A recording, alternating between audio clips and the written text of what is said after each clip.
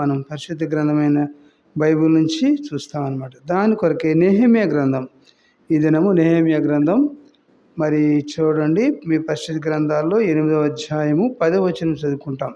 8వ అధ్యాయము 10వ వచనం అక్కడ రాయబడినటువంటి మాటలు మనం చూస్తే ఈరోజు మరి ప్రభు మనతో మాట్లాడుతున్నటువంటి మాటలు. మరియు నెహెమ్యా వారితో ఇట్లనెను, పదండి, కొవ్విన మాంసము భక్షించుడి, మధురమైన దాని పానము చేయుడి. ఇది వరకు మన కొరకు తమ కొరకు ఏమీ సిద్ధము చేసి కొనిన వారికి వంతుల పంచుడి. ఏలయనగా ఆ దినము మన ప్రభువుకు ప్రతిష్ఠితమాయను.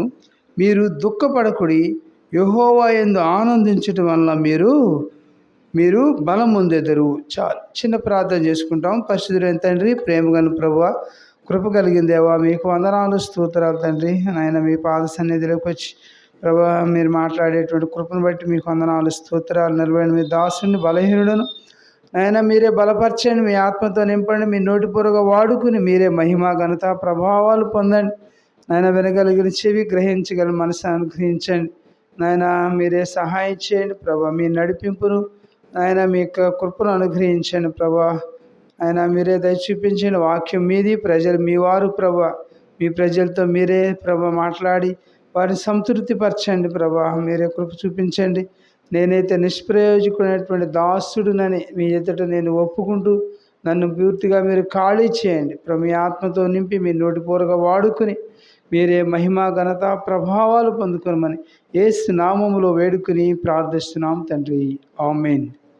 ఈ మాటల్లో ప్రభు ఈ దినం మనం అంశం ఏంటంటే ప్రభు యొక్క ఆనందం. ప్రభు యొక్క ఆనందం అనేటువంటి మరి టాపిక్ ద్వారా ప్రభు మనతో మాట్లాడిన అక్కడ ప్రభు యొక్క ఆనందం ఏంటంటే, ప్రభు యొక్క ఆనందము యెహోవా యందు ఆనందించడం వల్ల బలము పొందుతాం. కాబట్టి మనం బలం పొందాలంటే మనకి మనసులో సంతోషం కలగాలన్నా కూడా, హృదయంలో సంతోషం కలగాలన్నా కూడా మనకి ఎప్పుడు కలుగుతుందంటే దేవుని యందు మన హృదయం ఉన్నప్పుడే మనకు ఆనందం కలుగుతుంది. కాబట్టి ప్రభు అంటున్నాడు ఆయన యందున్న ఆనందం. కాబట్టి ఆయనలో ఉన్నటువంటి సంతోషం మరి ఎక్కడ కూడా మనకి ఆనందం దొరకదు. కాబట్టి ఆయన ఏమంటున్నాడు, ప్రభు అయిన యేసుక్రీస్తు యెహోవా యందు ఆనందించడం వల్ల మనకు బలం కలుగుతుంది. కాబట్టి ఆత్మీయమైనటువంటి ఆహారం, ప్రభు యొక్క మాటలు మనం వింటున్నప్పుడు దేవుడు మనతో ఏం మాట్లాడుతూ వస్తున్నారో ఆ మాటల ద్వారా నీకు నాకు కూడా దేవుడు తన బలమును, తన యొక్క ఆనందమును, తన యొక్క కృపను మనకు అనుగ్రహిస్తాడు. హృదయం ఎంతో సంతోషిస్తూ ఉంటుంది, ఎంతో ఆనందిస్తూ ఉంటుంది. ఎప్పుడంటే మనకున్నటువంటి పరిస్థితులను బట్టి కాదు, కానీ దేవుని యొక్క మాటలు వింటున్నప్పుడు మన హృదయము ఆనందముతో మరి గంతులు వేస్తూ ఉంటుంది, కేకలు వేస్తూ ఉంటుంది. కాబట్టి ఇటు ఆనందము ఎక్కడ దొరుకుతుందంటే దేవుని యొద్ద మాత్రమే మనకు దొరుకుతుంది. కాబట్టి మనం ఎందుకు ప్రభువుని ఆనందించాలంటే మొదటి తలంపుగా మనం చూసి యెహోవా యందు ఆనందించడం వల్ల మీరు బలం పొందుదాం. అందును బట్టి మన ప్రభువుని మనం ఆనందించాలి. ప్రభువులోనే ఆనందం కదా. ఒక భక్తుడు పాడతాడు, నీలోనే ఆనందం, నీలోనే సంతోషం కదా. కాబట్టి ఎక్కడ మన సంతోషం దొరకదు, సినిమా హాల్కి వెళ్ళినా సంతోషం దొరకదు, ఎక్కడికైనా బంధువుల మధ్యకి వెళ్ళినా కూడా కొంతసేపే సంతోషం ఉంటుంది, కానీ బిడ్డల మధ్యకి వెళ్ళినా కాసేపే సంతోషం. కానీ యెహోవా యందు సంతోషము ఎప్పుడు కూడా సంతోషంగా ఉంటుందంట, ఆనందమేనట. మీరు యెహోవా యందు ఆనందించడం వల్ల నీకు నాకు కూడా ఎంతో బలం వస్తుంది, ఎంతో శక్తి వచ్చింది అనమాట. ఆయా సమయాల్లో మనం సొమ్మసిల్లిపోతాం. ఆ యొక్క సమస్యలతో, అనేకమైనటువంటి మాటలతో, కుటుంబంలో పరిస్థితులు బట్టి, మరి బిడ్డల పరిస్థితులు బట్టి నేను కూడా కృంగిపోతూ ఉంటాం, హృదయంలో కృంగిపోతూ ఉంటాం, శరీరంలో. అయితే దేవుని మాటలు మనకేముంది, ఏమిస్తాయంట, బలాన్ని ఇస్తాయి అన్నమాట. అందుని బట్టి మన ప్రభువుని మనం ఆనందించాలి. కాబట్టి ప్రభు అంటున్నాడు ఆయనలోనే ఆనందం. ప్రభు యొక్క ఆనందం ఏంటంటే ఆయనలో మనం ఆనందించడం మూలకంగానే ఆయన నీ ఆత్మ యందు నా ఆత్మ యందు కూడా ఆయన ఆనందించేవారు ఉంటారు. అలాగే లూకాసు వార్తలో కూడా 15వ అధ్యాయంలో కూడా చూస్తాం.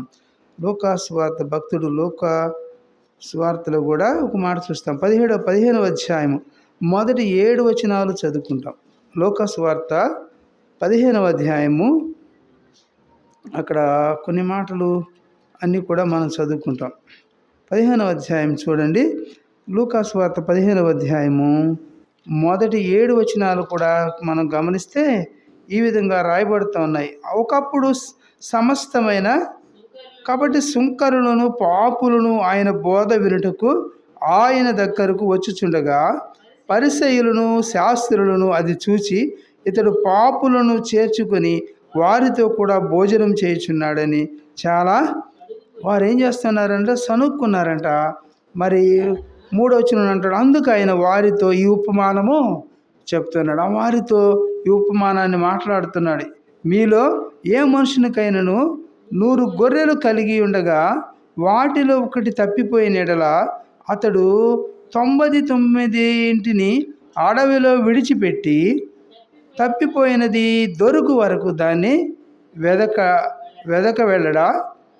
అది దొరికినప్పుడు సంతోషముతో దానిని తన భుజముల మీద వేసుకొని ఇంటికి వచ్చి తన స్నేహితులను కాబట్టి పొరుగు వారిని పిలిచి, మీరు నాతో కూడా సంతోషించుడి, తప్పిపోయిన నా గొర్రె దొరికినదని వారితో చెప్పును కదా. అటువలే మారు మనస్సు అక్కరలేని 99 మంది కాబట్టి నీతిమంతుల విషయమై కలుగు సంతోషము కంటే మారు మనస్సు పొందు ఒక్క పాపి విషయమై కాబట్టి ఒక్క పాపి విషయమై పరలోకమందు ఏం కలుగుతుందంట? ఎక్కువ సంతోషం కలుగుతారు. కాబట్టి ఎక్కడ సంతోషం చూసారా? ఇక్కడ రెండవదిగా చూస్తే ఈరోజు మన అంశం ఏంటంటే ప్రభు యొక్క ఆనందం. ప్రభు ఏ విధంగా ఆనందిస్తాడు, ఏ విధంగా సంతోషిస్తాడు అని ఒకసారి మనం పరిశుద్ధ గ్రంథంలో మరి యొక్క లూకా సువార్తలో మన గమనానికి ప్రభు తీసుకొచ్చారు. మరి ఆ మాటలు తీసుకొచ్చినప్పుడు ప్రభు యొక్క ఆనందం ఎలా ఉంటుందని మనం చూసి వచ్చినప్పుడు ప్రభు దయా కాబట్టి ఆయన ఆనందము మనకు అనుగ్రహించేటువంటి వారు ఉంటారు. అందుకని ఆయన ఈ ఉపమానమును మన గమనానికి తీసుకొచ్చారు. ఈ లూకా సువార్తలో ఉన్నటువంటి ఉపమానము ఒకప్పుడు ఎలా ఉన్నదంట? ఒకప్పుడు సమస్తమైన సుంకరులను పాపులను ఆయన బోధ వినుటకు ఆయన దగ్గరకు వచ్చుచుండగా పరిసయ్యులను శాస్త్రులను చూసి ఏమంటా ఉన్నారు? 2వ వచనంలో ఇతడు పాపులను చేర్చుకుని వారితో కూడా ఏం చేస్తున్నాడంట? భోజనం చేయుచున్నాడని వారు సనుక్కున్నారంట. ప్రభు అయిన యేసుక్రీస్తు వారు మరి ఆయన ఈ లోకములోకి ఎందుకు వచ్చాడంటే పాపులను రక్షించిన కొరకు యేసుక్రీస్తు ఈ లోకములకు వచ్చినటువంటి వాక్యము నమ్మదగినది, పూర్ణాంగీకారములకు యోగ్యమైనది అని బైబిల్ సెలవిస్తూ ఉన్నది. అయితే ఆ దినాల్లో ఉన్నటువంటి మరి వాళ్ళు ఎలా ఉన్నారంటే పరిసయ్యులు వారందరూ కూడా సుంకరులు కూడా వారు ఏమంటా ఉన్నారంటే ప్రభు యేసుక్రీస్తు వారిని వారు ఏమంటున్నారు? ఆయన బోధ వినుటకు ఆయన దగ్గరకు వచ్చినప్పుడు పరిసయ్యులు శాస్త్రులు ఇతడు ఏం చేస్తున్నాడంట? పాపులను చేర్చుకుని వారితో కూడా భోజనం చేయుచున్నాడని సణిగాడంట. కాబట్టి పాపులతో ఎవరైనా భోజనం చేస్తారా? ఎవరైనా మంచి వాళ్ళతో మరి భోజనం చేస్తారు అని వారి హృదయాల్లో వారు సనుక్కున్నారంట. కాబట్టి అలా సనుక్కోవడం వాళ్ళకి ఏమైనా ప్రయోజనం ఉందా? ఒక పాపి రక్షించబడినప్పుడే మన కుటుంబంలో కూడా మన బిడ్డలు రక్షించబడినప్పుడు, మన తల్లిదండ్రులు రక్షించబడినప్పుడు మన యొక్క ఎంతో సంతోషం ఉంటుంది కదా. మన స్నేహితులు కూడా అలాగే ఇక్కడ 3వ వచనంలో అంటాడు, అందుకు ఆయన వారితో ఒక ఉపమానం చెప్తున్నాడు. ఈ మధ్యాహ్న వేళలో మనకు కూడా ఈ ఉపమానాన్ని అందిస్తూ ఉన్నాడు. కాక 4వ వచనంలో చూస్తే మీలో ఏ మనుషునికైనాను 100 గొర్రెల గురించి అక్కడ ఉపమానాన్ని తీసుకొస్తారు. కాబట్టి మనలో మరి ఎవరికైనా కూడా ఒక గొర్రెలు ఉన్నాయనుకో, లేకపోతే మేకప్ మరి చూసినప్పుడు ఏవైనా బర్రెలు కాబట్టి గేదెలు కూడా ఆయా సమయాల్లో చాలామందికి ఉన్నాయి, మరి తప్పిపోతూ ఉండేవి. అయితే మీలో ఏ మనుషునికైనా కూడా 100 గొర్రెలు కలిగి ఉండి 99 అడవిలో విడిచిపెట్టి తప్పిపోయినది దొరుకు వరకు దాన్ని వెదకడా అని ప్రశ్నిస్తూ ఉన్నాడు. కాబట్టి అతని 99 ఉన్నాయి కదా, ఇంకెందుకు ఒక్క గొర్రె పోయింది కదా అని ఆయన విడిచిపెట్టలేదు, ఊరుకోలే కదా. మనమైతే ఇంకెందుకులే మరి ఉన్నాయి కదా అనుకోకుండా ఆ యొక్క తప్పిపోయినటువంటి ఒక్క గొర్రె కోసం ఆయన ఏం చేస్తున్నాడు మరి అక్కడ 99 ఏం చేశాడు? అడవిలో విడిచిపెట్టి వీటిని ఎక్కడ విడిచిపెట్టాడు? అడవిలో విడిచిపెట్టేసేసాడు. 99 కూడా నాకు అక్కర్లేదు, ఆ ఒక్కడ దొరికితే చాలు, ఆ యొక్క పాపిగా ఉన్నటువంటి ఆ యొక్క ఒక ఆత్మ దొరికితే చాలు అన్నట్లుగా మరి తప్పిపోయినది దొరుకు వరకు దాన్ని వెదకడా అని బైబిలు లేఖన భాగాలు సెలవిస్తున్నాయి. అయితే 5వ వచనంలో రాయబడుతున్నటువంటిది అది దొరికినప్పుడు ఏం జరుగుతుందంట? ఆ యొక్క 99 ఉన్నాయి. అయితే ఒక్కటి తప్పిపోయింది.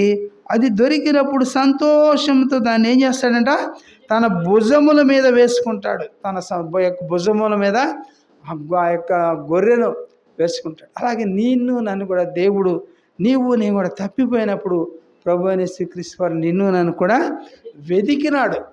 ఆయన వెదికి ఆయన నిన్ను నన్ను కూడా తన భుజముల మీద మోసుకుని ఆయన మందిరానికి నిన్ను నన్ను కూడా చేర్చినాడు. అందును బట్టి ఈనాడు ప్రభువుని మనం ఆరాధించగలుగుతున్నాం. ఇక రెండో తలంపులో మన గమనాన్ని తీసుకొచ్చినప్పుడు అది దొరికినప్పుడు ఆయన ఎంతో సంతోషించాడు. కాబట్టి నీ కుటుంబంలో నీవు ప్రభువుకు దొరికినావు, నా కుటుంబంలో నేను ప్రభువుకు దొరికాను.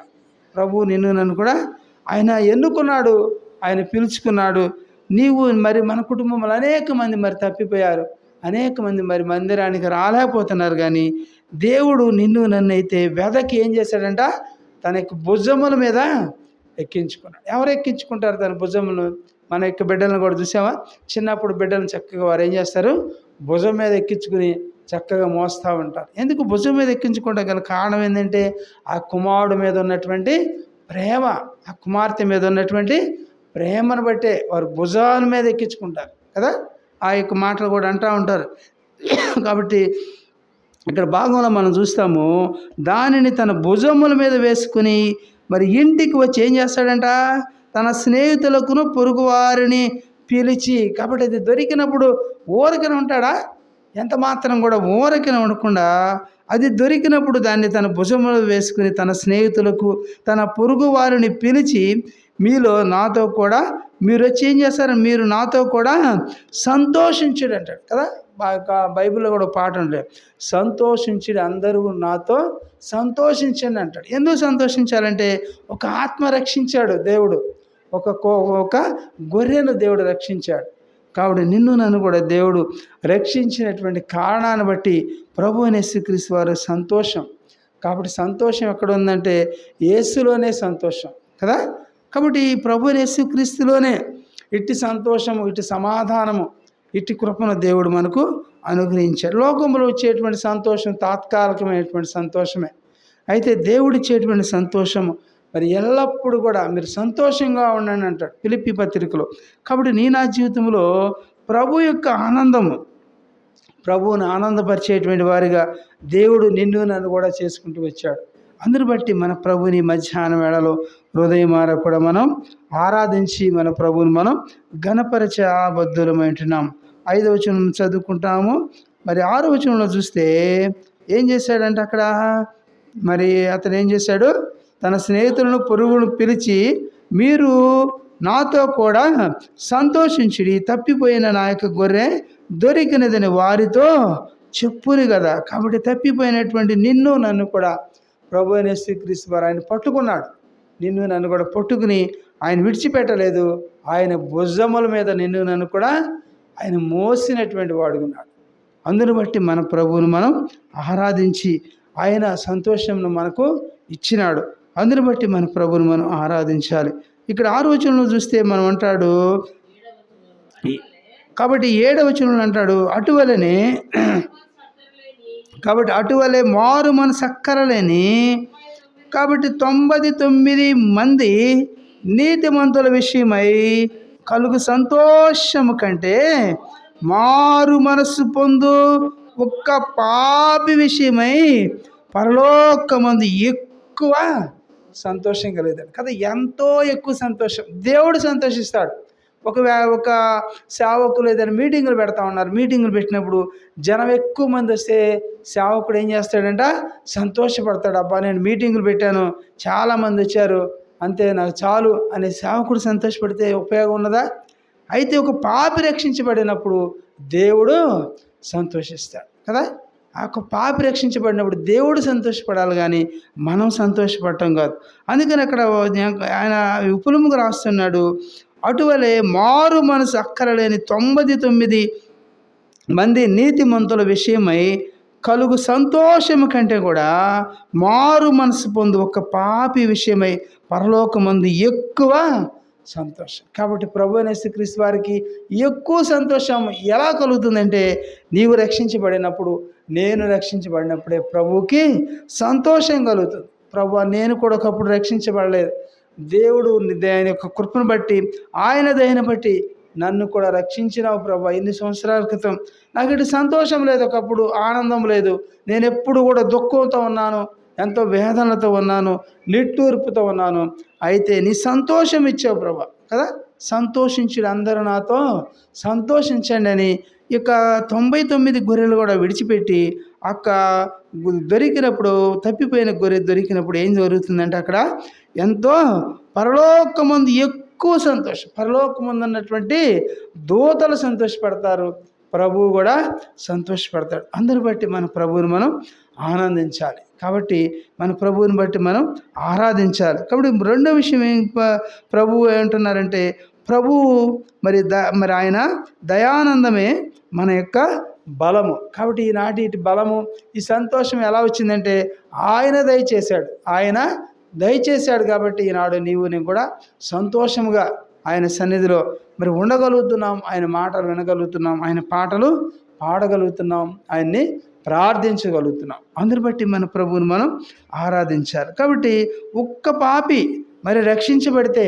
మనం కూడా ఎంతో ప్రార్థన చేస్తున్నాం. గడిచిన 2 సంవత్సరాల నుంచో ఒక్క ఆత్మనన్నా రక్షించి ప్రభువా, నీలో నిన్ను సంతోషపరచాలని ప్రార్థిస్తుంటే ఎవరు కూడా దేవుని సన్నిధికి రావటంలా. దేవుడు అంటే వారికి అవసరం లేదు ఈ లోకంలో కదా, ఈ లోకంలో ఉండేటువంటి సిరి సంపదలు ఇవే ఆశపడుతున్నారు. కానీ దేవుడు సంతోషపడేటువంటి కార్యమును మనం చేస్తున్నామా లేదని మనల్ని మనం పరిశీలించుకోవాలి. కాబట్టి ఒక్క పాపి విషయమే పరలోకమందు ఏం కలుగుతుందంట, ఎక్కువ సంతోషం కలుగుతుంది. కాబట్టి దేవుడు నీకు నాకు కూడా ఎక్కువ సంతోషాన్ని ఇచ్చాడు. నేను కూడా నా జీవితంలో మరి రక్షించబడినప్పుడు ఎంతో సంతోషము కలుగుతుంది కదా. మనం కూడా రక్షించబడాలన్నప్పుడు మనం కూడా వెళ్ళినప్పుడు మన బంధువులందరూ కూడా పిలుచుకుంటాము, వారందరూ కూడా ఈ దృశ్యాన్ని చూడాలి, వారందరూ కూడా మరి చూసి వారు కూడా రక్షించబడాలి.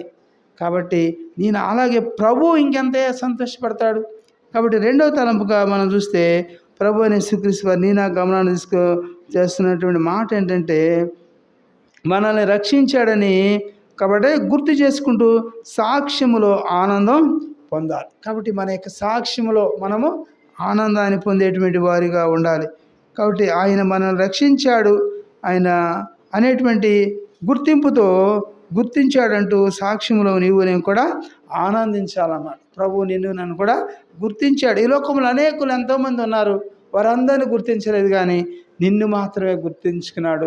అందుని బట్టి ఆ యొక్క సాక్ష్యం ద్వారా నేను కూడా ఆనందిస్తాం. మూడో తలంపుగా చూస్తే మత్తయి సువార్త 13వ అధ్యాయము 44 వచనం, 13:44 వచనం కూడా చదువుకుంటాం. 13వ అధ్యాయము 44 వచనం, 13వ అధ్యాయము 44వ వచనంలో మనం చూస్తే, పరలోక రాజ్యము ఒక పొలములో దాచబడిన ధనమును పోలి ఉన్నది. ఒక మనుషుడు దాన్ని కనుగొని దాచిపెట్టి అది దొరికిన సంతోషముతో వెళ్ళి తనకు కలిగినదంతా కూడా అమ్మి ఆ పొలమును కొనును. కాబట్టి ఇక్కడ అంటున్నాడు, మరి మూడో తలంపుగా మనం చూస్తే ప్రభు ధనాగారమునందు ఆయన ప్రజలే. కాబట్టి ఆయన యొక్క ధనముగా నన్ను కూడా చేస్తూ వచ్చాడు, ఆయన ధనముగా నన్ను కూడా మరి సమకూరుస్తూ వచ్చాడు. కాబట్టి క్రైస్తవ జీవితంలో మన యొక్క బలము ప్రభు అయిన యేసుక్రీస్తు వారే. కాబట్టి ఆయన సొత్తుగా గుర్తించి నాడని నేను కూడా ఆనందించి. అందుకని మరి అక్కడ ఏమంటాడు, మరి యెషయా గ్రంథం 43వ అధ్యాయంలో ప్రభు ఏమంటున్నాడంట, నీవు నా యొక్క సొత్తు అంటాడు. సొత్తు అంటే ఏంటి, నీదనమాట, అది నాది, ఇది నా సొత్తు అనేటువంటి మరి అంత ఆనందాన్ని దేవుడు మనకి ఇస్తాడు. కాబట్టి 43వ అధ్యాయంలో యెషయా గ్రంథం 43వ అధ్యాయం 1వ వచనంలోనే కదా మాట అంటాడు. కాబట్టి ఈ వాగ్దానం నాకు ఫస్ట్ వచ్చింది. ఈ వాగ్దానం నేను రక్షించబడినప్పుడు 1999 సంవత్సరంలో రక్షించబడినప్పుడు నాకు ఈ వాగ్దానం ఇచ్చాడు, భయపడకము, పేరు పెట్టి నేను పిలిచి ఉన్నాను, నీవు నా సొత్తు అన్నాడు. కాబట్టి నేను కూడా ఆయా సందర్భాల్లో భయపడుతున్నప్పుడు మరి ప్రభు నాతో ఏమన్నాడంటే ఈ మాట మరి అనుగ్రహించాడు. కాబట్టి ఈ సమయంలో నాకు కూడా భయపడమాకండి. కాబట్టి ఈ లోకంలో వచ్చేటువంటి శోధనలు వాటన్ని విషయాల్లో మనం భయపడ అవసరం లేదు. కానీ ప్రభు అంటున్నాడు, పేరు పెట్టి నిన్ను పిలిచి ఉన్నాను, నీవు నా సొత్తుగా చేసుకున్నాడు. అందరి బట్టి మన ప్రభువుని మనం ఈ మధ్యాహ్న వేళలో హృదయమార కూడా ఆరాధించి మన ప్రభువుని మనం ఘనపరచబద్దులమై ఉంటున్నాం. ఎందుకంటే మన ప్రభువుని ఎందుకు ఆరాధించాలంటే ఆయన ధనాగారముగా నిన్ను నన్ను కూడా చేసుకుంటూ వచ్చాడు. కాబట్టి ఆ క్రైస్తవ జీవితంలో మన యొక్క బలము ప్రభువైన యేసుక్రీస్తు వారని మనం చూసాము. కాబట్టి మనం ఆయన సొత్తు అని గుర్తించటం వలన నీవు నేను కూడా ఆనందించాలి. ప్రభు సొత్తు. ఒకనాడు నీవు నేను కూడా ఈ లోకం విడిచినా కూడా ప్రభు నీకు నాకు కూడా పరలోక రాజ్యంలో తన యొక్క రాజ్యంలో ఒక సీటును నీకు నాకు కూడా రిజర్వ్ చేసినటువంటి వాడుకుంటున్నాడు. కాబట్టి అందరూ బట్టి మన ప్రభువుని మనం ఆనందించాలి. కాబట్టి మూడో తలంపు ఏంటంటే ప్రభు యొక్క ఆనందం ఏంటంటే ఆయన నిన్ను నన్ను కూడా తన యొక్క సొత్తుగా గుర్తించాడు అనేటువంటి ఆనందాన్ని దేవుడు నీకు నాకు కూడా ఇచ్చినాడు. అందరూ బట్టి మన ప్రభువుని మనం మరి ఆరాధించి మన ప్రభువుని మనం కనపరుస్తాం. మూడో తలంపులో నాలుగో తలంపుగా చూస్తే హెబ్రీ పత్రికల 12వ అధ్యాయం. హెబ్రీ పత్రిక ఈ యొక్క ప్రభు యొక్క ఆనందం గురించి మనం ఈ దినం చూస్తూ ఉన్నాము. హెబ్రీలు రాసిన పత్రిక అపోస్తలుడైన పౌలు హెబ్రీ సంఘాన్ని రాస్తూ 12వ అధ్యాయము 2-3 వచనాలు చదువుకుంటాం. 12వ అధ్యాయంలో మరి అక్కడ రాయబడినటువంటి మాటలు మనం చూస్తే మరి 2వ అధ్యాయం నుంచి 2వ వచనం నుంచి 3వ వచనం వరకు కూడా హెబ్రీలు రాసిన పత్రిక 12వ అధ్యాయము అక్కడ ఏమంటున్నాడు, సులువుగా చిక్కులు పెట్టు పాపమును విడిచిపెట్టి విశ్వాసమునకు కర్తయు దాన్ని కొనసాగించేవాడు నేను యేసు వైపు చూచుచు మన ఎదుట ఉంచబడిన పందెములు ఓపికతో పరిగెత్తుదము. ఆయన తన ఎదుట ఉంచబడిన ఆనందము కొరకై అవమానమును నిర్లక్ష్యపెట్టి శిలువను సహించి దేవుని సింహాసనం యొక్క కుడి పార్శ్వమునందు ఆసీనుడై ఉన్నాడు. కాబట్టి దేవుని యొక్క కుడి పార్శ్వమునందు ఆసీనుడు కావాలంటే ఎంత శ్రమ పడవలసి వచ్చిందో చూసారా. ప్రభువైన యేసుక్రీస్తు వారు 33.5 సంవత్సరాలు ఈ లోకములో ఆయన జీవించవలసి వచ్చింది. ఒక మానవుని వలె ఆయన అనేకమైనటువంటి శ్రమలు, కష్టాలు, నష్టాలు చెమటోర్చాల్సినటువంటి పరిస్థితి మరి కలుగుతూ ఉన్నది. కాబట్టి నాలుగో తలంపులో చూస్తే ఆయన వాక్యము నిన్ను నన్ను కూడా ప్రార్థనాపూర్వకంగా ధ్యానిస్తుండగా శ్రమలో ప్రభువు మరి సిలువలో ఆనందమే మన బలం. కాబట్టి ప్రభువైన యేసుక్రీస్తు వారు సిలువలో ఎంతో శ్రమ పొందాడు. ఎందుకంటే నిన్ను నన్ను కూడా రక్షించుట కొరకే అని మనం గుర్తుపెట్టుకోవాల్సిన వారు. కాబట్టి ప్రభువు సిలువలో ఆనందమే మన యొక్క బలము కూడా. కాబట్టి ప్రభువైన యేసుక్రీస్తు వారి సిలువలో పొందినటువంటి శ్రమల ద్వారా నీకు నాకు కూడా ఇటు ఆనందమును, ఇటు రక్షణను, ఇటు మారు మనసును ప్రభు మనకు అనుగ్రహించినాడు. అందును బట్టే మన ప్రభువును మనం ఆరాధించాలి. ఆరాధన తలంపులు ఎందుకు ఆరాధించాలి అంటే సులువుగా చిక్కులు పెట్టి పాపం ఏం చేయాలంట విడిచిపెట్టాలి. ఈ లోకంలో సులువుగా చిక్కులు పెడతారు. సులువుగా అంటే తేలికగా మనిషిని లోపరుచుకుంటుంది, తేలికగా మనిషిని మరి లొంగ తీసుకుంటుంది అనమాట. ఏమిటంటే అది పాపం అంట. కాబట్టి సులువుగా చిక్కులు పెట్టు ఏంటంటే ఇది పాపం ఏం చేయాలంట విడిచిపెట్టి. రెండోది ఏం చేయాలి, విశ్వాసమునకు కర్తయు దాని కొనసాగించేవాడనైనా యేసు వైపు చూడాలి. కాబట్టి మనం ఎవరి వైపు చూడాలి? మన జీవిత యాత్రలో క్రైస్తవ విశ్వాస ఆత్మయాత్ర జీవితంలో కొనసాగుతున్నప్పుడు మనము మనుషుల వైపు, బంధువుల వైపు, స్నేహితుల వైపు, మన పరిస్థితుల వైపు, లోకము వైపు మనం చూస్తే జారిపోతాం, పడిపోయేటువంటి వారు ఉంటాం. అయితే మనం ఎవరి వైపు చూడాలని దేవుని వాక్యం సెలవిస్తుందంట, యేసు వైపు చూడాలి. ప్రభు అయిన యేసుక్రీస్తు వారి వైపు మనం చూసినప్పుడు మాత్రమే ఈ యొక్క విశ్వాస యాత్రా జీవితంలో నీవు నేను కూడా మనము స్థిరముగా ఉండగలుగుతాము. అంతేగాని మనుషుల వైపు చూసామంటే వాళ్ళు పడిపోయారు కదా, నేను కూడా పడిపోతాను, వాళ్ళు ప్రార్థనకి వెళ్ళటం లేదు కదా, నేను కూడా ప్రార్థనకి వెళ్ళను, వాళ్ళు మరి వాక్యాన్ని ధ్యానించటం లేదు, వారు అల్లరితో కూడిన ఆటపాటలు మరి ఇవన్నీ కూడా కలిగి ఉంటామన్నారు. అది మంచిది కాదు కదా, నేను కూడా అది కూడా కలిగి ఉంటానంటే దాని మూలకంగా నీవే నష్టపోతావు. కాబట్టి ఇవన్నీ కూడా సులువుగా చిక్కుపెట్టు పాపము. కాబట్టి విశ్వాసమునకు కర్త అయిన యేసు వైపు ఏం చేయాలంట కొనసాగించువాడు ఎవరంట? ప్రభు అయిన యేసుక్రీస్తు వారు. వాడు నైనా యేసు వైపు చూచుచు. ఎవరి వైపు చూడాలంట? యేసు వైపే చూడాలి. కాబట్టి నా యొక్క జీవితంలో కూడా అనేక సందర్భాల్లో ఐకిక విచారాలు, అనేక విషయాల్లో మరి జారిపోయేటువంటి పరిస్థితులు, తొలగిపోయేటువంటి పరిస్థితులు ఎవరిలో నుంచి అంటే దేవునిలో నుండి తొలగిపోయేటువంటి పరిస్థితులు మరి సాతానుడు తీసుకొస్తూ ఉంటాడు. ఇంకా ప్రభువులో ఏమన్నది, ప్రభువులో ఏం సంతోషం ఉన్నది, ఇంకేం మరి ఆనందం ఉందంటాడు. అయితే ఇక్కడ అంటున్నాడు, యేసు వైపు చూచుచు ఏం చేయాలంట, మన ఎదుట ఉంచబడినటువంటి పందెములో, మన ఎదుట ఒక పందెం ఉన్నది. ఏంటంటే ఆ పందెము విశ్వాస సంబంధమైనటువంటి పందెము. ఆ పందెములో మనం ఏం చేయాలంట, ఓపికతో పరిగెత్తాలి.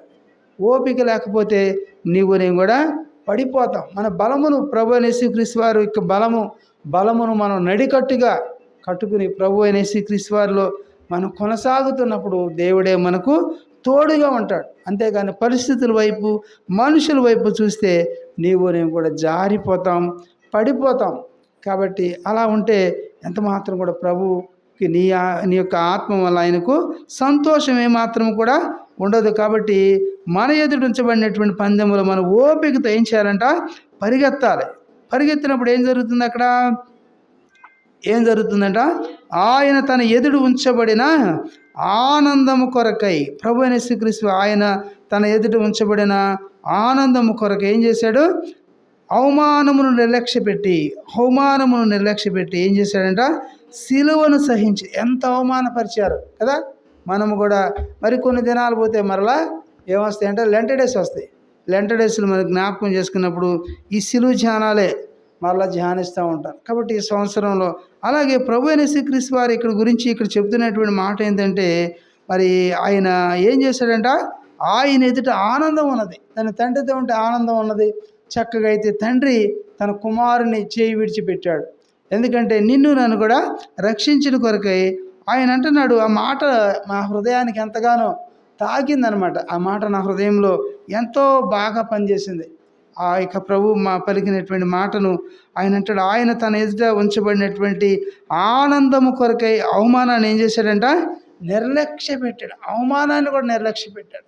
నిన్ను నన్ను కూడా ఈ లోకంలో సాగిపోతున్నప్పుడు ఏం ప్రార్థన చేస్తారమ్మా, ఏం చర్చిలకు వెళ్తారు, ఏ మందిరానికి వెళ్తారు అని ఆ యొక్క అమ్మ ఈ యొక్క అమ్మ అంటూ ఉంటారు. అయితే మనం ఎంత మాత్రం కూడా కృంగిపోకూడదు. యేసులోనే మన ఆనందం. మరి ప్రజలు మనకు అంత మాత్రం కూడా ఆనందాన్ని ఇవ్వలేరు. కానీ మరి స్నేహితులు వీరందరూ కూడా దేవుని వైపే మనము చూడాలి. యేసు వైపు చూస్తూ ఆయనైతే ఏం చేస్తూ వచ్చాడు, ఆయన గురించి రాయబడినటువంటి మాటలు, అవమానమును నిర్లక్ష్యపెట్టి ఏం చేశాడు, మూడోది ఏంటి, సిలువను సహించటం. భారమైనటువంటి సిలువ కదా, అడ్డకొయ్యి నిలువు కొయ్యుకున్నటువంటి భారమైనటువంటి సిలువను ఏం చేశాడంట, సహించటం. అందుకని అంటాడు, సహింతుము శ్రమలన్నయు యేసుకై అనేటువంటి పాఠం. సంతోషంతో అంట, సహింతుము శ్రమలన్నయు యేసుకై సంతోషముతో సహించిన వారమైతే ఏలుదుమో ఆయనతో. కాబట్టి సహించినప్పుడు ఆయనతో కూడా ఏళ్తాం. ఈనాడు కష్టాలు రావచ్చు, ఈనాడు నష్టాలు రావచ్చు, ఈనాడు ఇరుకులు రావచ్చు, ఇబ్బందులు రావచ్చు. కొంతకాలం ప్రభువు మరి అవమానాన్ని లక్ష్య పెట్టాడు. మూడవదిగా సిలువను సహించి ఏం చేస్తూ వచ్చారంట, సిలువను సహించి దేవుని యొక్క సింహాసనం యొక్క కుడి పార్శ్వం నందు ఆసీనుడై. ఈనాడు ప్రభు అయిన యేసుక్రీస్తు వారు ఆయన తండ్రి కుడి పార్శ్వం మీద ఆసీనుడై నీ కొరకు నా కొరకు కూడా ఆయన ఏం చేస్తున్నాడు, విజ్ఞాపన చేస్తూ ఉన్నాడు. కాబట్టి ప్రభు యొక్క ఆనందం ఏంటంటే నీవు రక్షించబడటం ఆయన యొక్క ఆనందం. కాబట్టి ఆ సిలువలో ఆనందమే మనకు బలము. కాబట్టి ప్రభు అయిన యేసుక్రీస్తు వారు సిలువను సహించినాడు. ఆ యొక్క ఘోరమైనటువంటి సిలువను, ఆ భారమైనటువంటి సిలువను కదా, అవమానకరమైనటువంటి సిలువను ఆయన ఎలా ఉన్నాడంటే పాళెము వెలుపుల, ఎక్కడంట, పాళెము వెలుపుల గవని వెలుపుట ఆయన ఏం చేశాడంట, శ్రమ పొందాడు. ఎందుకంటే ఆయన నిన్ను నన్ను కూడా ఆనందింపచేయటి కొరకై ఆయన సిలువను సహించినాడు. అందును బట్టి మన ప్రభువును మనం ఆరాధించాలి. 5వ తలంపుగా మనం చూస్తాము యోహాను సువార్త 15వ అధ్యాయం. యోహాను సువార్త 15వ అధ్యాయము. ఈ మాట కూడా చూడండి మీ పరిశుద్ధ గ్రంథాల్లో 11వ వచనం, 15వ అధ్యాయము 11వ వచనం. అక్కడ ఏం రాయబడుతుంది? మీ యందు నా సంతోషము ఉండవలననియు మీ సంతోషము పరిపూర్ణము కావాలనియు ఈ సంగతులు మీతో చెప్పుచున్నా. కాబట్టి ఏంటంటే ప్రభు యేసుక్రీస్తు వారు ఏం మాట్లాడుతూ వస్తున్నారంటే మీ యందు నా సంతోషము ఉండాలి. కాబట్టి మీ యందు ఏం ఉండాలంట? ప్రభు యొక్క సంతోషం ఉండాలి. నీ యందు నా యందు కూడా ప్రభు సంతోషం ఎల్లప్పుడూ ఉంటుంది కదా.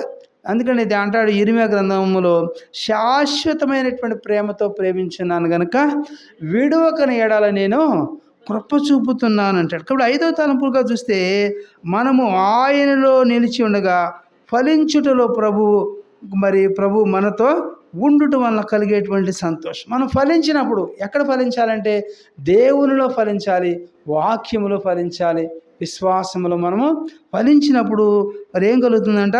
మనము బలము కలుగుతాం. కాబట్టి ఫలించకపోతే, అందుకని ఈ 15వ అధ్యాయంలో ఉన్నది. కాబట్టి మరి అక్కడ అంటాడు, నాలో ఫలింపని ప్రతి తీగను ఆయన ఏం చేశాడంట? తీసి పారవేస్తానంటాడు. ఆ యొక్క 2వ వచనంలో చూస్తే ప్రతి తీగ అక్కడ ఏమంటున్నాడు? ఫలించు ప్రతి తీగ మరి ఎక్కువగా ఫలింపవని దానిలో పనికిరాని తీగలను ఏం చేస్తాడంట? తీసి పారవేస్తాడు. పనికిరానటువంటి తీగలు కొన్ని ఉంటాయి. మంచి తీగలతో కూడా పనికిరాని తీగలను ఆయన ఏం చేస్తాడంట? తీసి పారవేస్తాడంట. కాబట్టి 5వ తలంపులో మనం మరి ప్రభువుని ఎందుకు మనం ఆరాధించాలంటే మరి ఫలించుటలో ప్రభు మనతో ఉండుట వలన కలిగేటువంటి ఆనందము వల్ల మనకేం కలుగుతుందంట? బలము కలుగుతుంది. కాబట్టి ప్రభువులో మనం ప్రార్థనలో మరి బలము పొందినప్పుడు మన విశ్వాస సహితమైనటువంటి ప్రార్థన రోగిని ఏం చేస్తుందంట? స్వస్థపరుస్తుందంట. కాబట్టి విశ్వాసము, అట్టి గొప్ప విశ్వాసం కలిగినటువంటి ప్రార్థనా శక్తి, బలం ఉండాలి కదా.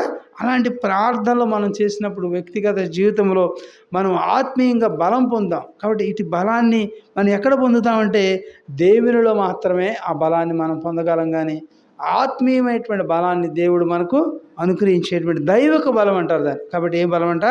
దైవికమైనటువంటి బలాన్ని దేవుడు మనకు ఇచ్చేటువంటి వాడు ఉంటాడు. అందును బట్టి మన ప్రభువును మనం ఆరాధిస్తాం. కాబట్టి ఫలించుటలో ప్రభువు మనతో ఉండటం వలన మరి కలుగు ఆనందము మనకేం కలుగుతుందంట? మనకు బలాన్ని ఇస్తుందని దేవుని వాక్యం ద్వారా మనం వింటా ఉన్నాం. యోహాను సువార్త మరి 15:11 ద్వారా ప్రభు మన గమనాన్ని తీసుకొస్తున్నటువంటి మాటలు మనం గమనిస్తూ వచ్చినప్పుడు, మీరు ఆయన యందు ఏం చేయాలంట? మీరు మీ ఆనందము నా సంతోషము ఉండాలి. కాబట్టి ఆయన 11 వచనంలో మీ ఆనందము నా యొక్క సంతోషము ఉండవలనని మీ సంతోషము ఏ విధంగా ఉండాలంట? మీ సంతోషం పరిపూర్ణము కావాలని కాబట్టి ఏ సంగతులు మన యొక్క ఆనందం పరిపూర్ణం కావాలంటే, సంపూర్ణంగా ఉండాలంటే మనం ఏం చేయాలంటే అక్కడ రాయబడుతున్నది. కాబట్టి నేను మిమ్మల్ని ప్రేమించిన ప్రకారము మీరొక్కరినొక్కరు ప్రేమింపవలెననుటే నా ఆజ్ఞ. కాబట్టి ఒక ఆజ్ఞ ఇస్తున్నాడు, ఒక కమాండ్ ఇస్తున్నాడు, ఒక ఆజ్ఞను ప్రభు యేసుక్రీస్తు వారు మరి ఆయన ఇస్తా ఉన్నాడు. ఆ యొక్క కమాండ్, ఆ యొక్క రూల్ ఆఫ్ లా మనం చూసినప్పుడు ఆయన చెప్తున్నటువంటి మాటలు మనం గమనిస్తూ వచ్చినప్పుడు ఆయన నీకు నాకు కూడా నేను మిమ్మల్ని ప్రేమించిన ప్రకారము. కాబట్టి ప్రభు యేసుక్రీస్తు వారు నిన్ను నన్ను ఏ విధంగా అయితే ప్రేమిస్తూ వచ్చారో ప్రకారం అన్నాడు కదా. ప్రేమించిన ప్రకారము మీరేం చేయాలంట? మీరొక్కరినొక్కరు ప్రేమింపవలెననుటే నా ఆజ్ఞ కదా. ఈ ఆజ్ఞలో ఏమైనా భారం ఉన్నదంటారా? ఏమైనా బరువు ఉన్నదంటారా? ఏమాత్రం కూడా బరువు లేదు, భారము లేదు. కాబట్టి నా జీవితంలో మనం కూడా ఒకరినొకరు ప్రేమించడం మనం నేర్చుకోవాలి. అప్పుడే ప్రభువులో మనం ఆనందించేవారిగా, మరి ప్రభువు కూడా ఆనందించేవారిగా ఉంటాడు. అందును బట్టి మన ప్రభువుని మనం ఆరాధించి మన ప్రభువుని మనం గణపరుస్తాము. అలాగే 105వ సంకీర్తనలో చూస్తాం. 105వ సంకీర్తన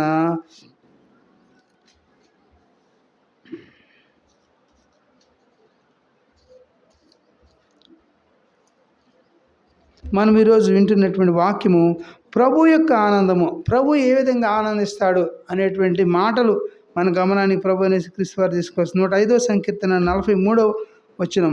105వ సంకీర్తన 43వ వచనంలో చివరన చూడండి, ఆయన తన ప్రజలను సంతోషముతోనూ తాను ఏర్పరచుకున్న వారిని ఉత్సాహధ్వనితోనూ వెలపలికి రప్పించను. కాబట్టి ప్రభువైన యేసుక్రీస్తు వారు నిన్ను నన్ను కూడా ఈ లోకములో నుంచి ఆయన ఏం చేశాడంట, వెలపలికి తీసుకొచ్చినాడు. వెలపలికి రప్పించి ఏం చేశాడని చూస్తాము, తన ప్రజలను సంతోషముతోను తాను ఏర్పరచుకున్న వారికి ఉత్సాహధ్వనితో ఉంచుతాను. కాబట్టి తను ఏర్పరచుకున్నటువంటి నిన్ను నన్ను కూడా ఉత్సాహంతో ఉంచటం కొరకు ఆయన సంతోషంలో మరి నీవు నేను కూడా ఉండులాగున ఆయన ఏం చేస్తూ వచ్చారంటే ఆయన తన ప్రజలను సంతోషంతో ఉంచాడు. కాబట్టి సంతోషము ప్రభువైన యేసుక్రీస్తు వారే మనకిచ్చారు. కానీ మనుషులు ఇచ్చేటువంటి సంతోషం కొంతకాలమే కదా, కొంత సమయమే మనుషులు ఇచ్చే సంతోషం ఉంటుంది. కాబట్టి ప్రభువైన యేసుక్రీస్తు వారు నీకు నాకు కూడా గొప్ప సంతోషాన్ని, ఆయనలో సంతోషమును ఆయనలో బలమును ఆయన మనకు అనుగ్రహించినటువంటి దేవుడు ఉంటున్నాడు. ఆయన తన ప్రజలను సంతోషముతోను తాను ఏర్పరచుకున్న వారిని ఉత్సాహధ్వనితో ఏం చేశాడంట, వెలపలికి రప్పించాడు. కాబట్టి ఈనాడు ఇటు ఉత్సాహముతో ఇటు ధ్వనితో మన ప్రభువుని ఆరాధించగలుగుతున్నామంటే ప్రభు ఇచ్చినటువంటి ఆనందమే. అందుని బట్టి మన ప్రభువుని మనం హృదయమార కూడా ఆరాధించి మన ప్రభువుని విశ్వాసములో ఆయన వైపు చూస్తున్నప్పుడు మరి మనం నీవు నేను కూడా సంతోషించేటువంటి వారిగా ప్రభు నిన్ను నన్ను కూడా చేసినటువంటి కారణాన్ని బట్టి మన ప్రభుని మనం ఆరాధించి మన ప్రభుని మనం గణపరచాలి. కాబట్టి మన యొక్క నడవడిలో ప్రభు సన్నిధిని మరి అక్కడ నా జీవితంలో మరొక మాట కూడా చూస్తాము. ఆ మాటలో కూడా చూస్తాము. లూకాసు వార్తలు ఉంటుంది. లూకాసు వార్త 24:32 24:32లో 24వ అధ్యాయము 32వ వచనంలో మనం గమనిస్తూ వచ్చినప్పుడు ఆయన అంటున్నాడు, అప్పుడు వారు ఆయన త్రోవలో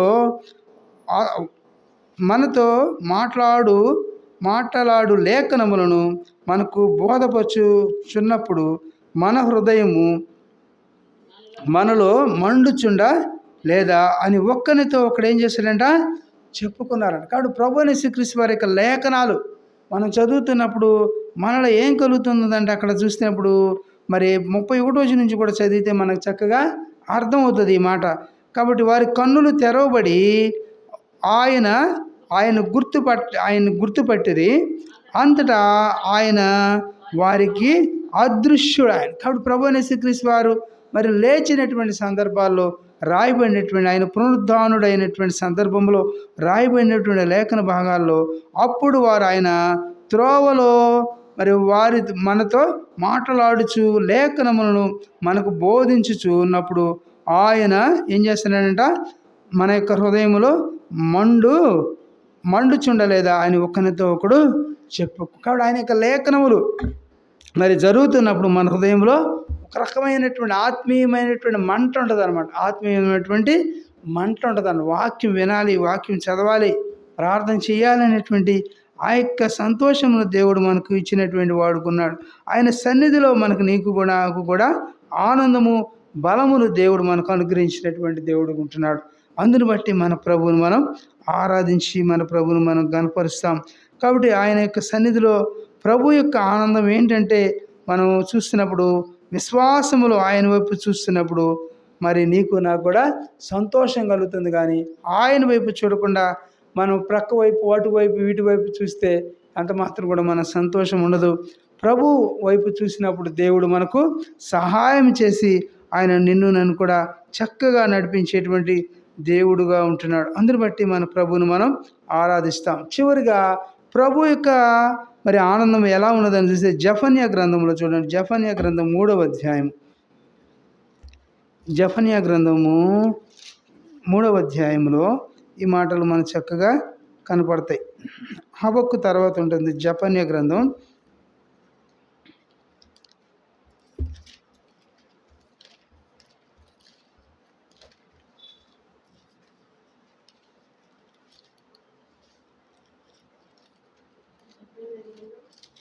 జఫన్యా గ్రంథంలో చూడండి 3వ అధ్యాయము 16-17 వచనాలు.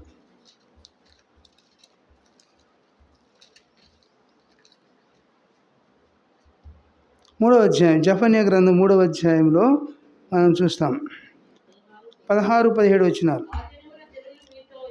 కాబట్టి అక్కడ అంటున్నాడు, ఆ దినమున జనులు మీతో ఇట్లందరూ యెరూషలేమా, కాబట్టి యెరూషలేమా భయపడకుము, సియోను ధైర్యం తెచ్చుకోము, నీ దేవుడైన యెహోవా నీ మధ్య ఉన్నాడు, ఆయన శక్తిమంతుడు, ఆయన మిమ్మును రక్షించును, ఆయన బహు ఆనందముతో మీ యందు సంతోషించును. బహు ఆనందముతో దేవుడు నీ యందు మరి ఆయన సంతోషించేటువంటి వాడుకుంటున్నాడు. అందుకని అంటున్నాడు, ఆ దినములలో మరి నీ దేవుడైన యెహోవా నీ మధ్యనున్నాడు. కాబట్టి నీవు నేను కూడా మరి దుఃఖపడ. అందుకని పై మాటలు ఏమంటున్నాడు, యెరూషలేమా ఆ దినమున జనులు మీతో ఇట్లా అంటారంట. ఆ దినమున జనులు ఏమంటారు, కాబట్టి యెరూషలేమా భయపడకు మాకు, కాబట్టి భయపడ మాకు, సియోను ధైర్యం తెచ్చుకో. మరి యెరూషలేముతో చెప్తున్నాడు, సియోనుతో కూడా ప్రభు చెబుతున్నటువంటి మాటలు ఈ దినమున నీతో నాతో కూడా మనతో కూడా మన బేతనియ ప్రజలతో కూడా ప్రభు అయిన యేసుక్రీస్తు వారు ఈ మాటలు చెప్తున్నారు. భయపడకు మాకు, కాబట్టి ధైర్యం తెచ్చుకోము, ఎందుకంటే నీ దేవుడైన యెహోవా నీ మధ్యనున్నాడు. ప్రభు అయిన యేసుక్రీస్తు వారు మన మధ్యలో ఉన్నాడు. అందుని బట్టి మనం భయపడాల్సిన పని లేదు. దేవుడే మనకి మరి తోడుగా ఉండేటువంటి దేవుడు, ఆయన రక్షించేటువంటి దేవుడు, కాపాడేటువంటి దేవుడు. అందుని బట్టి మన ప్రభుని మనం ఆరాధిస్తాం. అందుకని అంటున్నాను, ఈ మధ్య ఉన్నాడు. ఆయన ఎలాంటి దేవుడు అంట, ఆయన శక్తిమంతుడు. మనం ఆరాధించేటువంటి దేవుడు ఎవరంట, శక్తిమంతుడని రాయబడుతుందండి. కాబట్టి ఆయన మనం ఆరాధించేటువంటి దేవుడు శక్తిమంతుడైనటువంటి దేవుడిని నీవు నేను కూడా ఆరాధిస్తున్నాం. ఏదో మరి కొన్ని రోజులు ఆరాధించేటువంటి దేవుడు కాదు కానీ, కొన్ని దినాలు ఆరాధించేటువంటి దేవుడు కాదు కానీ, మన దేవుడు శక్తిమంతుడైనటువంటి దేవుడు. అందుని బట్టే మన ప్రభువుని మనం ఆరాధించి మన ప్రభువుని మనం ఘనపరుస్తాం. అందుకని మరి ఇక్కడ యెషయా గ్రంథం 63వ అధ్యాయం చూడండి. 63వ అధ్యాయం మొదటి వచనం ఒక మాట చూస్తాం. 63వ అధ్యాయము మొదటి వచనం.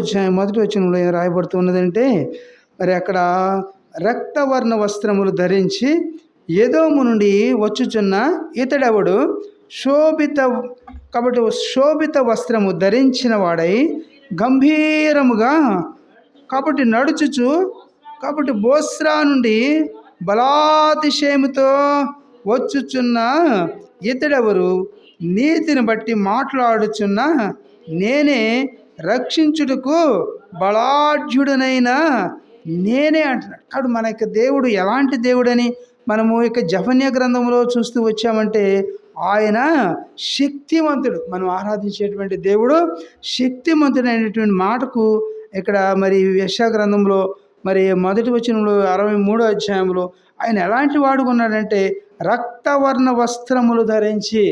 కాబట్టి ప్రభు అయిన యేసుక్రీస్తు వారు రక్తవర్ణ వస్త్రములు ధరించి ఎదోము నుండి వచ్చుచున్న ఇతడు ఎవరు అని వారు ప్రశ్నిస్తున్నప్పుడు ఆయన అంటున్నాడు, శోభిత వస్త్రములు ధరించిన వాడై గంభీరముగా నడుచుచు బోస్రా నుండి బలాతిశయముతో వచ్చుచున్న ఇతడు ఎవరు, ఇక్కడ వస్తున్నటువంటి ఈయన ఎవరు అనేటువంటిది వారు అందరూ కూడా అడుగుతున్నప్పుడు ఈయన ఎవరని ఇక్కడ చెప్పబడుతున్నది, నీతిని బట్టి మాట్లాడుచున్న నేనే అంటున్నాడు. ప్రభు యేసుక్రీస్తు వారు అంటున్నారు, నేనే అనేటువంటి మాటలు కనిపిస్తూ ఉన్నాయి. కాబట్టి రక్షించుటకు నేను ఎలాంటి వాడినంట, బలాఢ్యుడనైన నేనే అంటున్నాడు. కాబట్టి నేనే అయాం. కాబట్టి ప్రభు యేసుక్రీస్తు వారు రక్షించుటకు బలాఢ్యుడనైన నేనే అనేటువంటి మాట. మన యొక్క దేవుడు ఎలాంటి దేవుడు అంటే, శక్తివంతుడైనటువంటి దేవుడిని మనం ఆరాధించి మన ప్రభువుని మనం గణపరచడానికి మరి మన బద్ధులమై ఉంటాం కూడా. ఆయన శక్తివంతుడు. కాబట్టి జెఫన్యా గ్రంథంలో మరి మన భాగంలోకి మనం వచ్చినప్పుడు ఆయన శక్తిమంతుడు. ఆయన మిమ్మల్ని ఏం చేస్తాడంట, రక్షిస్తాడు. ఆ యొక్క శక్తిమంతుడు ఊరుకోడు, ఆయన చూస్తూ ఊరుకోడు. నీ పడిపోతున్నప్పుడు, నువ్వు జారిపోతున్నప్పుడు, నీ పరిస్థితులు, నీవు ఉన్నటువంటి పరిస్థితుల్లో మీకు మరి ఆయన ఊరుకునేటువంటి దేవుడు కాదు, కానీ నీ మధ్యలో ఉన్నటువంటి దేవుడు నిన్ను నన్ను కూడా రక్షిస్తాడు. ఆయన కృప చూపిస్తాడు, ఆయన ఆదుకుంటాడు, ఆయన విడిచిపెట్టేటువంటి వాడు ఎంత మాత్రం కూడా కానే కాదు. అందుకని ఆయన మిమ్మును రక్షించును. రెండవది, ఆయన బహు ఆనందముతో నీ యందు సంతోషిస్తాడు. నేను రక్షించి ఆయన సంతోషించేటువంటి దేవుడు ఉంటున్నాడు. అందును బట్టి మన ప్రభువుని మనం నీకున్నటువంటి వ్యాధి బాధల్లో నుంచి దేవుడు నన్ను కూడా రక్షించి ఆయన సంతోషించేటువంటి గొప్ప దేవుడు. నేను ఆ విధంగా ఉన్నటువంటి పరిస్థితుల్లో నేను విడిచిపెట్టి వెళ్ళేటువంటి వాడు అంత మాత్రం కూడా కానే కాదు. ఎందుకంటే ఆయన శక్తివంతుడు, ఆయన రక్షించేటువంటి దేవుడు. ఆయన నీ మధ్య ఉన్నాడు, మన మధ్య ఉన్నాడు. ఎట్టి ప్రభువుని మనం ఆరాధించకుండా మరి ఆయన స్తుతించకుండా అసలు ఎలా ఉంటామండి? కాబట్టి ఇలాంటి గొప్ప దేవుణ్ణి మన హృదయమారకుడి సమయంలో ఆరాధించి మన ప్రభువుని మనం గణపరచాలి. ఆయన బహు సంతోషంతో నీ యందు సంతోషించును, నీ యందు తనకున్న ప్రేమను బట్టి. ఎందుకంట నీ యందు తనకున్న ప్రేమను బట్టి శాంతము వహించి నీ యందరి సంతోషము చేత ఆయన ఏం చేస్తాడంట? హర్షిస్తాడట. ఆయన హర్షించి ఏం చేస్తాడు? నీ యొక్క మరి అక్కడ చూసినప్పుడు నీ నియామకాలపు పండుగలకు రాలేక అనేది 8వ వచనం ఉన్నది. కాబట్టి మరి నీ యందు సంతోషించుటువంటి దేవుడు మన ప్రభు అయిన యేసుక్రీస్తు వారు. కాబట్టి నీ యందు సంతోషం చేత ఆయన ఏం చేస్తున్నాడంట? హర్షించేటువంటి దేవుడు. అందుని బట్టి మన ప్రభువుని ఈ మధ్యాహ్నం వేళలో హృదయమారా కూడా మనం ఆరాధిస్తాం. కాబట్టి మనము ఆయనతో సహవాసం కలిగినప్పుడు ఆయన సంతోషించేటువంటి దేవుడుగా ఉంటున్నాడు. ఆయన ఆనందం యొక్క ఆనందమే మరి సహవాసములోని మన యొక్క బలము. కాబట్టి ఆయన యొక్క బలము కలిగినటువంటి నీవు నేను కూడా ఈ మధ్యాహ్నం వేళలో హృదయమారా కూడా ప్రభువుని మనం ఆరాధించుదాం. ఎందుకంటే ఆయన నీ మధ్య ఉన్నటువంటి దేవుడు, నీ దేవుడని యెహోవా నీ మధ్య ఉన్నాడు. కాబట్టి ఆయన సన్నిధి, ఆయన ప్రసన్నత మన మధ్య ఉన్నది కనుక ఈ పిటి ప్రభువుని మనం హృదయమారా కూడా మనం కొంత సమయం మనం ఆరాధించుదాం.